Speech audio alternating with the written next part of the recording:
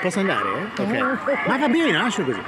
Allora, siamo qua alla festa del vino di Polpenazze, infatti se non ci credete. Allora, uno scoop, questo coso qua di plastica costa 15 euro più 3 euro ogni assaggio di vino, che è praticamente tanto così, guardate. Ma forse meno di questo.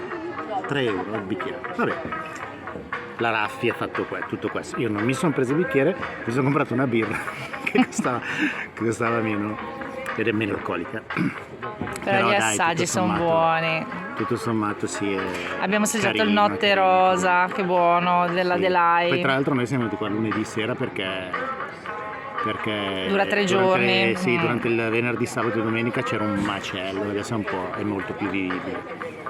E niente, dai. Viva la vita. Cin cin. Yes. Voilà.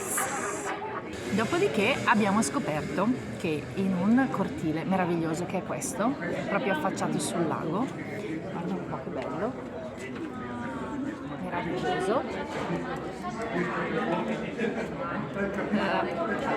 con 15 euro ti danno 6 bicchieri di vino a tua scelta di diverse cantine qua della zona, con una degustazione di formaggi, e poi ti fanno fare la valutazione. La cifra è assolutamente onesta, i bicchieri sono di vetro, è chiaro che li restituisci, ma bevi bene, bevi molto bene nel bicchiere giusto, per cui meglio tardi che mai, l'abbiamo scoperto adesso.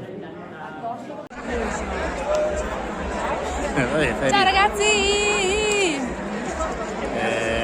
Niente, allora mi raccomando, ecco, se mi è venuto, iscrivetevi al canale, mettete mi piace e soprattutto guardate tutti gli altri video che vabbè, non sono il massimo. E mandateci i vostri commenti e se avete delle domande vi rispondiamo con grande piacere.